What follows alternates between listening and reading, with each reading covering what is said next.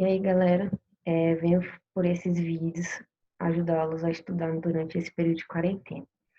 Como a gente teve só um encontro, esse primeiro vídeo vai ser uma retomada, até porque faz tempo que a gente não conversa, também ajudar aqueles que não estavam no primeiro dia da nossa aula a ter acesso a esse conteúdo e também corrigir as questões que eu tinha, as questões e atividades que eu tinha passado para vocês.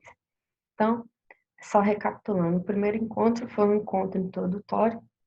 A gente falou sobre a pré-história do continente americano e a gente fez junto uma linha do tempo sobre a história do Brasil, né, desde a pré-história até o período que a gente está hoje.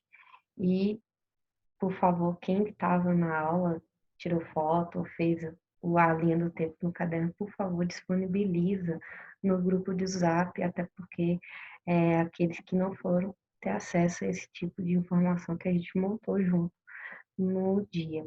E a gente começou também, naquele mesmo dia, a falar sobre o Brasil colonial. Então, a ideia é fazer essa retomada através das atividades, corrigindo, explicando, e depois eu vou fazer um vídeo explicando o período histórico colonial. Até porque, como eu vi, poucas pessoas fizeram a atividade do quiz. Então, justamente para ajudá-los a estudar e a conseguirem responder muito bem o quiz, porque só 6 pessoas responderam, eu vou fazer um vídeo separado desse sobre o Brasil colonial, tentar não morrer, porque são 300 anos em pouco tempo para explicar. Mas a ideia é ser sucinta e que vocês possam, evidentemente, buscar outras ferramentas para aprofundar, que eu já tinha linkado dentro da ementa algumas sugestões de canais de YouTube, sites e livros que vocês poderiam usar para aprofundar os conteúdos que, evidentemente, tentaria abordar aqui nas videoaulas. Bacana?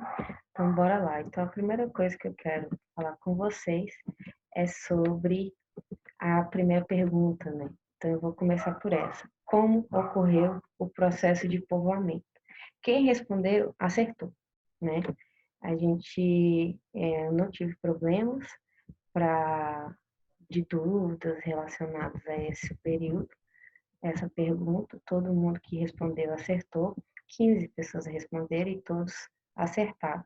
Como ocorreu, só a título de rememorar, o processo de colonização, povoamento, perdão, do continente americano. A gente tem duas teses principais, a tese Era do Gelo e a tese Moana. A tese Era do Gelo é a área mais conhecida e difundida, ela vem desde os anos 60 tendo um respaldo muito forte devido aos achados arqueológicos no nosso continente, que é a tese de que as migrações humanas, saindo lá da África, indo para a Europa, para a Ásia, determinada fase do Neolítico, encontrou o Estreito de Bering. Lembre-se, final do Neolítico também é o final da Era do Gelo, então é possível que essas correlações ajudem vocês a memorizar o conteúdo. Então, era possível, sim, durante essa fase da pré-história, o Neolítico, final do Neolítico, comunidades humanas terem acesso ao Estreito de Bering, que naquele momento era passível de ser atravessado a pé. E aí eles chegaram no continente americano. Temos dados arqueológicos para comprovar isso. E a segunda tese, que é uma tese mais recente, nos anos 90, que vem uma discussão acadêmica a respeito dela, que houve sim migração para o continente americano, porém não só pelo Estreito de Bering, mas pelo sul do continente, através das imigrações que saíram do continente africano e, em vez de ir para território europeu e asiático, desceram, foram para a Oceania, ocupar aquela região e lembre-se, como era do gelo, final da era glacial, era possível que havia ilhas que hoje estão imersas devido ao aquecimento global e ao nível do mar ter crescido historicamente a gente sabe disso, havia possibilidade deles, na condição tecnológica desde da época, fazerem pequenas navegações, assim como Moana e o seu povo atravessou da Oceania, da região da Polinésia, das ilhotas pacíficas, de ilha em ilha, chegar na região do continente americano. Ambas as teses elas estão respaldadas por fósseis, e o fóssil mais conhecido e mais importante da nossa história americana é o fóssil da Luzia, que foi encontrado no território de Minas Gerais e que comprova, através de exame de DNA, que ela vem de um ciclo migratório da Polinésia, por conta dos seus traços serem semelhantes a povos africanos e povos nativos da Austrália, comprovando a tese que foi sim possível nossos antepassados de ilha chegar aqui. Então essas são as duas teses e são as duas teses até hoje aceitas, beleza? Todo mundo que respondeu acertou. A segunda pergunta que eu lancei e é focada sobre os nossos povos nativos no Brasil era o seguinte: ver a pergunta, vamos lá. Sobre os povos nativos do território brasileiro, sinalize a opção incorreta. Então, a gente tem que ver o que é incorreto. Lembrando que em todas as perguntas eu coloquei links, como vocês podem ver, que são links que vão direcionar a página do Instagram do Jogo de Expressão, que eu elaborei algumas pílulazinhas, né, de conteúdos para justamente ajudar a assimilar o que o que foi abordado em sala de aula. Então, quem tem Instagram, curta lá a página do Jovem e fique atento a esse tipo de material que a gente disponibiliza para vocês aprofundarem ou fazer até mesmo a revisão do conteúdo. Pois bem, então vamos lá. Tá pedindo a incorreta. Aí tá lá. Primeiro tópico tá lá. Os povos nativos eram seminômades, podendo se dividir em 3 grandes grupos de acordo com a sua matriz linguística. Estaria certo ou errado isso? Aí a gente tem que retornar ao conteúdo da primeira aula. Em termos históricos, a gente pode encontrar povos nativos na América, desde o norte até o extremo sul. E os povos do norte são os povos nativos que sofreram o processo de colonização, o processo de invasão e o processo de extermínio da colonização francesa e inglesa, principalmente.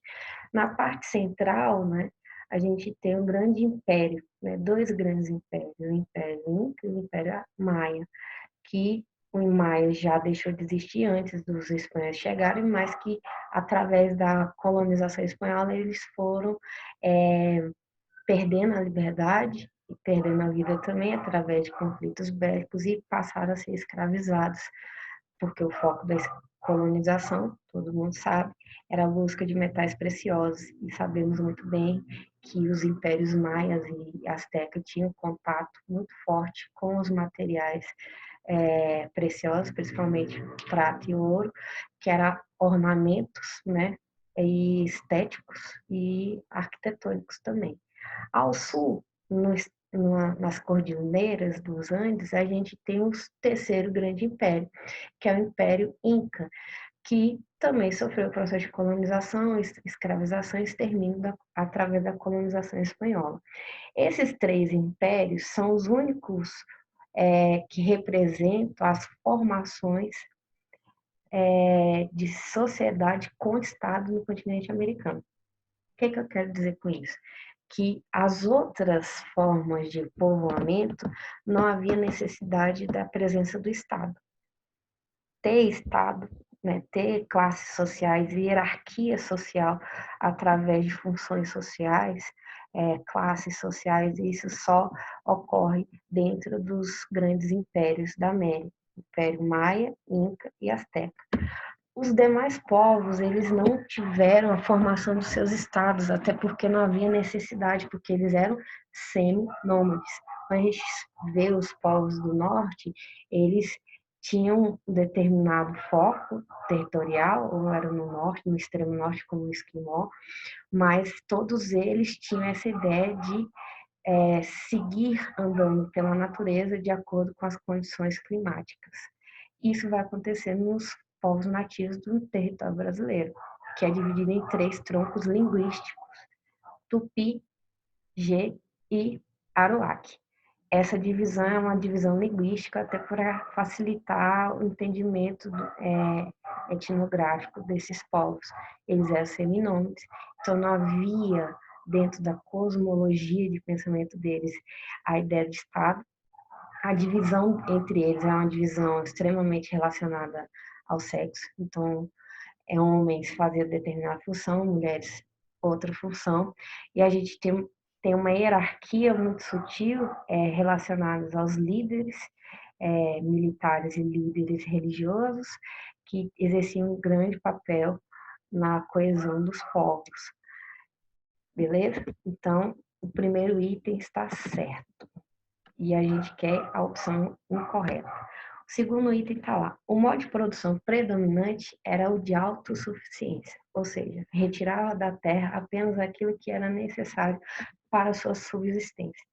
Em termos históricos, a gente pode dividir a história da humanidade em 6 modos de produção, em fatores de predominância, ou seja, não é que era predominante na pré-história, por exemplo, determinado modo de produção que deixou de existir hoje. Não.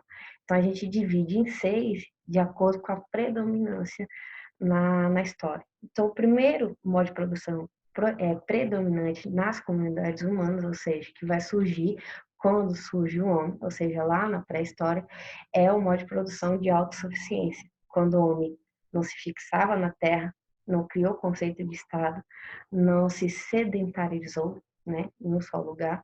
Então, ele ficava nômade ou seminômade, e ele só tirava da natureza o que lhe era necessário. Isso acontece com os povos nativos do Brasil? Sim. Isso só aconteceu lá atrás, antes da colonização? Não. A gente tem um processo de respeito à natureza até hoje das comunidades indígenas. A diferença é que hoje eles têm uma demarcação territorial muito mais clara do que naquela época, devido à nossa Constituição. Mas eles tiram da natureza apenas o que lhe é necessário? Sim, senhor.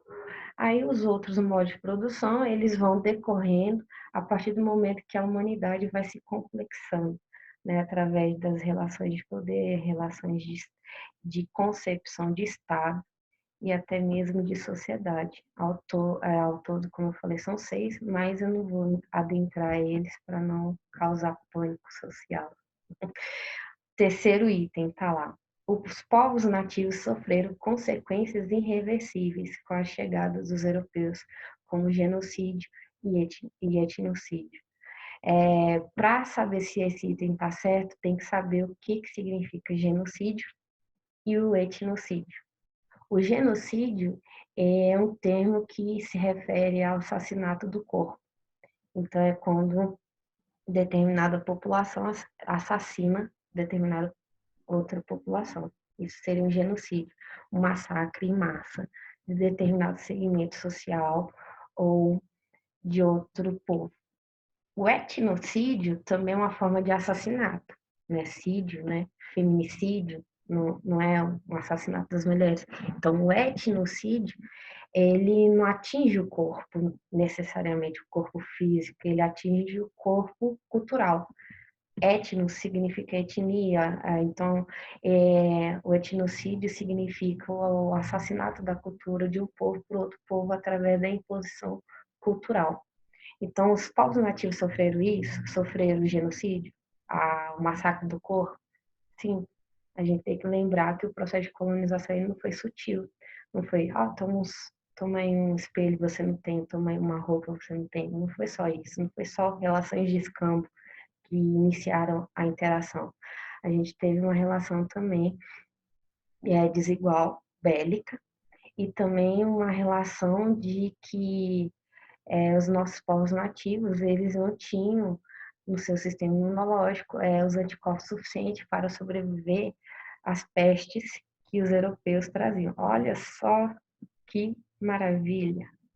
Então, os europeus, os brancos, vieram para cá e trouxeram essas doenças das quais eles estavam imunes, ou seja, assintomáticos, só que os nossos nativos não tinham é, anticorpos desenvolvidos para esses fins e muitos deles acabavam morrendo por uma gripe, né?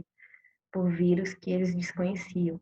Então, além do genocídio pelo conflito bélico desigual, que isso é massacre, isso sinaliza um massacre, a gente tem o genocídio através do próprio contato com esse bicho estranho, fedido, cheio de piolho e cheio de doença que vem lá da Europa. O etnocídio ele vai acontecer principalmente através da intervenção religiosa da Igreja Católica, no caso da colonização portuguesa, que vai estar responsável através da Companhia de Jesus, vulgo jesuíta, de levar a fé de JC, Jesus Cristo, para aqueles povos primitivos, né? Porque é assim que eles enxergam. Então, a catequese, nesse aspecto, ela se enquadra dentro dessa ótica de etnocídio, ou seja, a imposição de uma fé, de uma cultura, de um Deus, que é de outro povo, e que não pertence à lógica cosmológica religiosa dos povos nativos. Então, o item 3 também está certo. Vamos lá. Item 4. Nos primeiros contatos, não foram impostas ao nativo uma relação escravista, mas de escambo, já que os portugueses não conheciam o território. Muita gente errou, marcou essa daqui como a incorreta, só que ela está certa. Pensa comigo, quem é que conhece o território? Português que chegou lá de longe, 3 meses dentro do navio, enlouquecendo, junto com um rato, piolho. Você acha que eles conhecem o território? Eles já tinham um GPS lá, sagaz, para saber todo o território brasileiro? Não. Então, o primeiro contato, ele não pode ser um contato de violência, ele tem que ser um contato de quem está analisando o território de forma estratégica. Lembre-se que o objetivo do português com as grandes navegações era achar metais preciosos, ou, no mínimo, caso não encontrasse terras férteis. Eles encontraram metais preciosos? Não. Mas eles encontraram alguma coisa para tirar daquela terra que era produtiva? Encontraram. Pau Brasil. Então, é por isso que essa relação inicial, ela não é uma relação logo de cara, vou te escravizar, vou te dominar, vou te matar. Não. É uma relação de reconhecimento, quem é sujeito. E vice-versa, você tem que pensar que a partir do ponto de vista do indígena, o europeu é um ser totalmente bizarro, fedorento. Então, ele precisa também conhecer esse indivíduo para saber determinar se ele é inimigo ou se ele é amistoso. Mas a gente sabe muito bem que as relações, os interesses eram distintos, e aí a gente percebe isso por meio dos escambos, enquanto os europeus entregavam pano, pente, espelhos, em troca os indígenas tiravam para o Brasil da terra e entregavam para português. Então não é uma relação de escambo entre iguais, porque os interesses não são iguais, né? Nem havia ainda um entendimento claro e linguístico entre eles, mas era através do escambo a inicial tentativa de contato. Posteriormente, a gente vai ter a escravização, evidentemente, mas esse item ainda está certo. Então, se todos os itens estão certos, o último é, evidentemente, o errado. Então, vamos entender por que está errado. Com a introdução da mão de obra africana escravizada, foi abolido imediatamente o processo de escravização dos povos nativos, que passaram a ser vistos como irmãos de fé, já que todos foram convertidos ao catolicismo. Atenção, seres humanos, o SESC ama advérbio de intensidade. Imensamente, inversamente, unicamente, exclusivamente, tudo que termina em mente, ou nem tudo, né, porque nem todos os advérbios terminam assim, mas cuidado quando tem um item com advérbio, porque às vezes o item está todo certo, aí eles colocam um advérbio e tornam o item errado. É uma dica para vocês levarem para a vida. Mas o item está errado porque não foi imediato com a introdução da mão de obra africana escravizada que acabou a escravidão indígena. Não foi isso. A escravidão indígena ela foi abolida oficialmente por Marquês de Pombal, lá em 1700 e quanto. Eu sou obrigada a saber data. Mas ele é lá em 1700. A gente está falando de 1500 aqui. 1500 e pouquinho, início, 1517, né? Início do século XVI. Então, isso não foi imediato, foi demorado. E mesmo que oficialmente fosse abolida, vocês não acham que no interior das capitanias, quem era senhor de escravo indígena ia deixar de escravizar? Não. Índio conhece a letra portuguesa? Índio sabe ler? Então, índio vai continuar sendo escravizado. Oficialmente acabou, mas a gente sabe que a realidade da lei é totalmente diferente, né? A prática é totalmente diferente. Mas não foi abolido de forma imediata, levou-se tempo, levou-se séculos aí para consumar.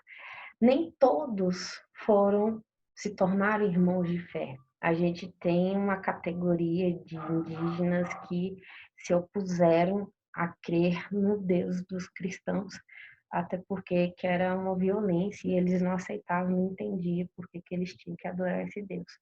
Então eles não eram vistos como irmãos de fé. Então aí eles poderiam ocorrer a Guerra Santa. O que é a Guerra Santa? Ou a Guerra Justa? Ela é uma apropriação de um termo medieval que os portugueses vão usar com a justificativa da igreja. Eu vou deixar ciente que você, europeu, você, português, você pode escravizar e até matar um indígena que, primeiro, não aceitar a JC, ou seja, não se converter ao catolicismo, ou seja, não ser o nosso irmão de fé, e, segundo, aquele indígena que pega na arma e se levantar contra a coroa portuguesa. Então, a gente teve resistência indígena? Tivemos. Os nossos primeiros focos de resistência no Brasil foram de indígenas contra a ocupação portuguesa, né?